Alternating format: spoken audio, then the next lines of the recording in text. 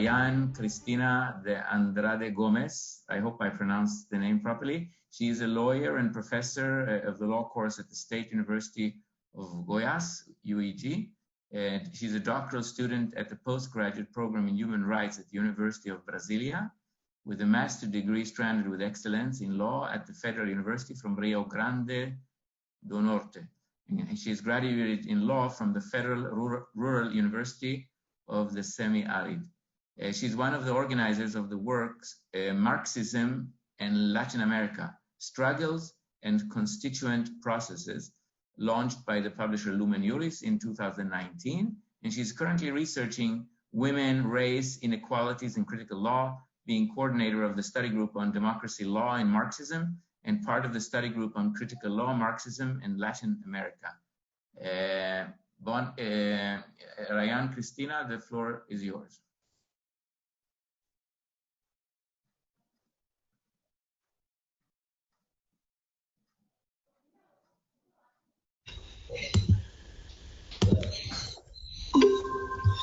Hello, my name is Rayane Andrade. I'm a law professor at Universidade Estadual de Goiás, and my work title is Inequalities, Legal Education and Pandemic, an analysis about the implementation of technology-mediated classes at Universidade Estadual de Goiás, Brazil.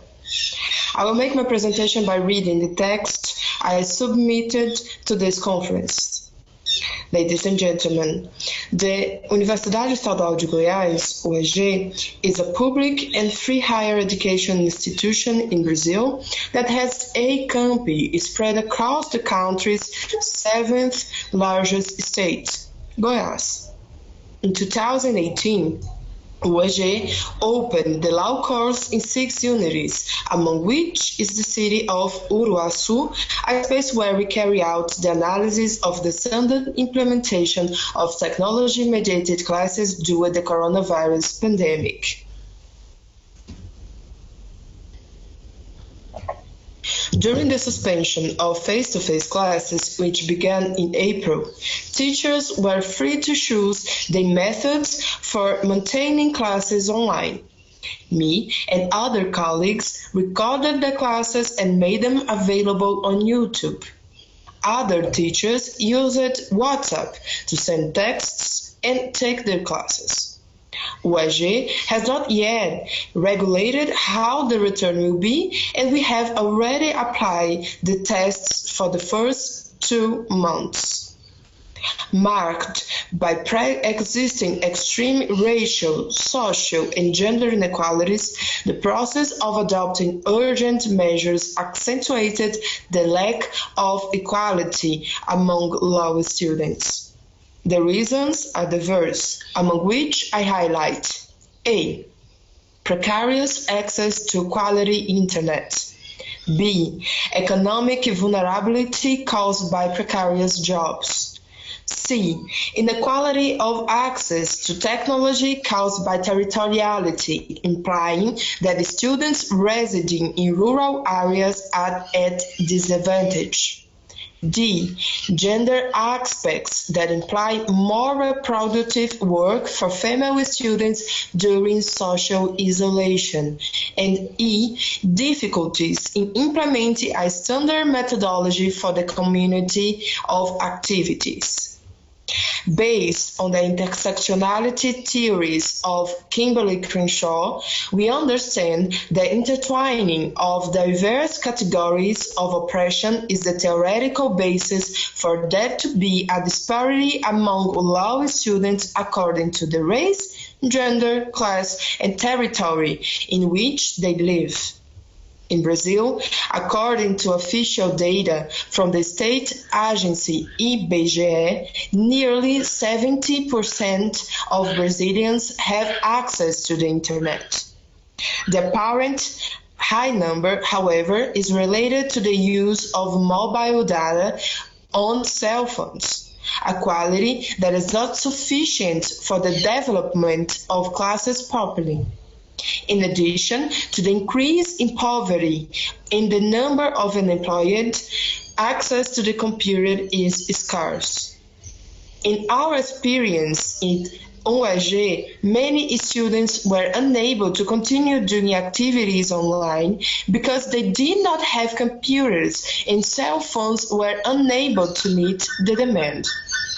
While the underreporting of coronavirus cases is greater and the federal government does not organize a serious policy of social isolation, we are on the verge of returning to face-to-face classes without the minimum sanitary conditions.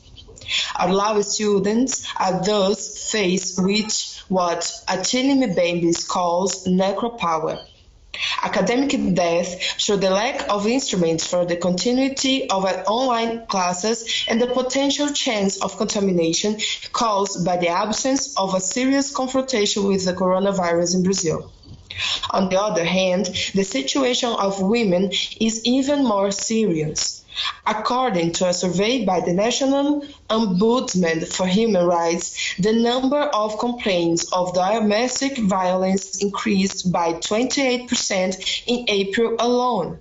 The continuity of care activities with women, especially Black women, results in a great even barrier for them to remaining studying. As Angela Davis brings, it is necessary to realize that Black women are crossed by racial, class, and gender oppression at the same time. The condition of these women, most of whom are students at UEG law courses, is more precarious and also contributes to the difficulty of implementing the studying online. Our constitutional tripod for higher education includes teaching, research, extension, suffers during the health crisis, causing a theoretical and a practical dilemma that must be faced. The experience of the Uruaçu law course reflects the neoliberalism applied to education. In difficult process, it privileges the strongest and harms the most vulnerable. Thus, studying this question implies building legal knowledge that starts in response to the conditions of being the Global South. The face-to-face classes are scheduled to resume in August, at the same time that the cases of deaths by COVID-19 soared in our country. So, we are facing a dilemma: to continue to give classes online and break the isolement, or to return to face-to-face classes and put our students and teachers at risk of contamination. The answers cannot be found easily because we are still in full development of the pandemic and the escalation of authoritarianism that Brazil is experiencing.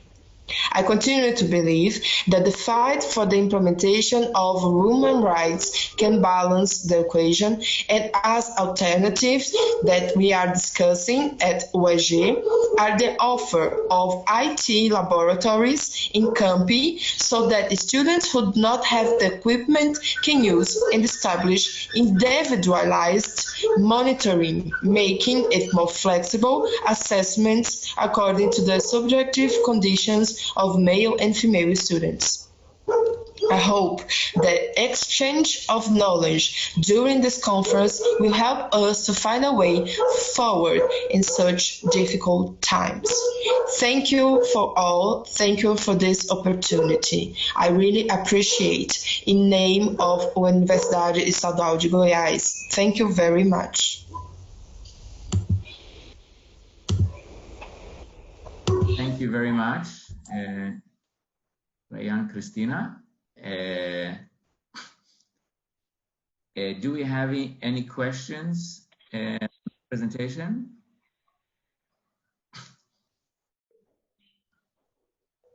Okay, I received two questions regarding my presentation.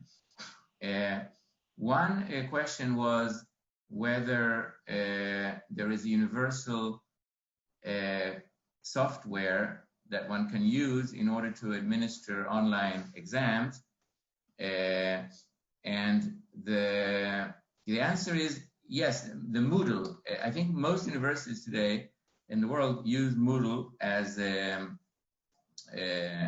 web-based learning tool, as far as I understand, it's a free software that does not cost money to use, and it has, as part of it, it also has the ability to administer online assignments, which can be used as assignments, can be exams.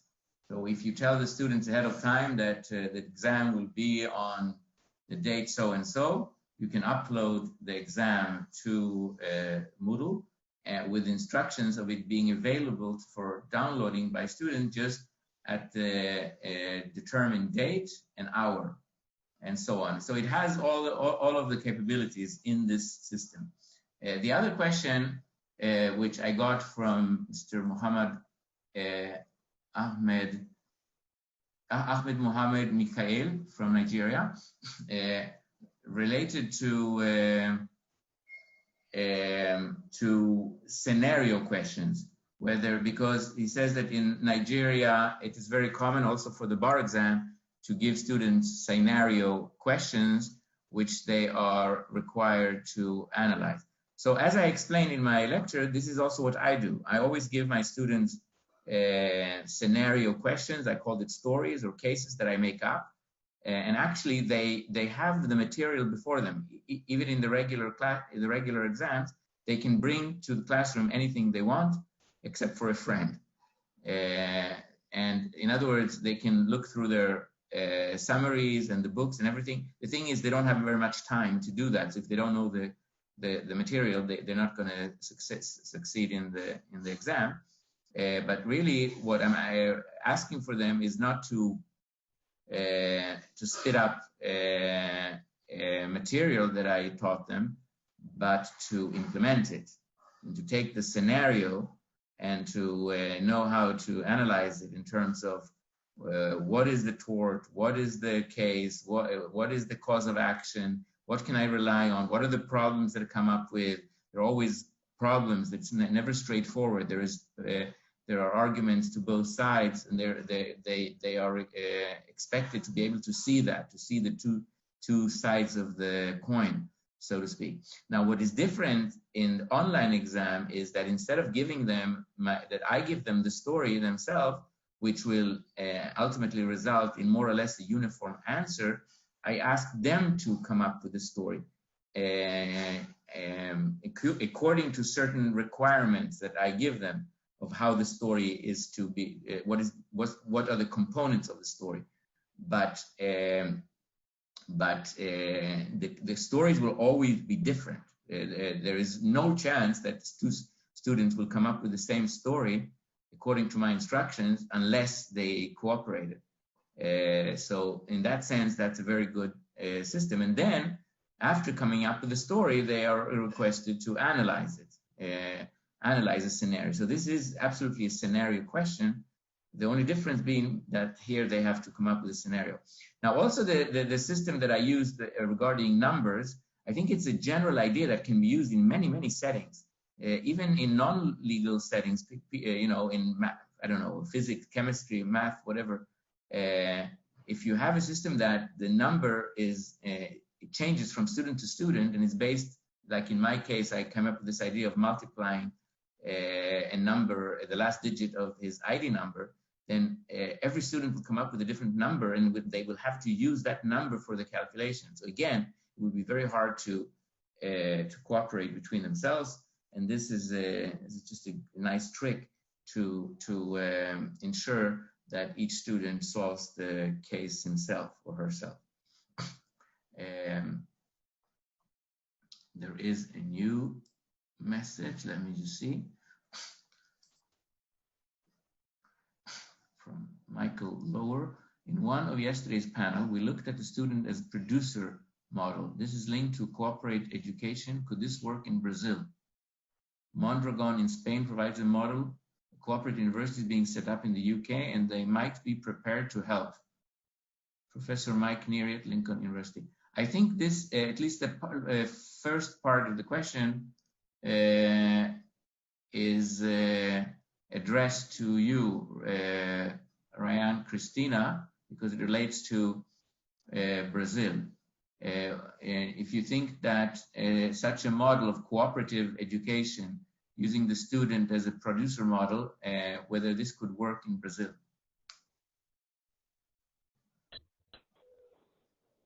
Hello, can you hear me? Yes, we hear you. Okay. Well, I think it's a good strategy that we can think to use in our country, but the remaining questions about the access to technology is the biggest problem. And I think the collaborative work with other institutions that can help us will be very, very interesting for us. Thank you. Okay, thank you. I think that the question also related to having students collaborating and being much more involved.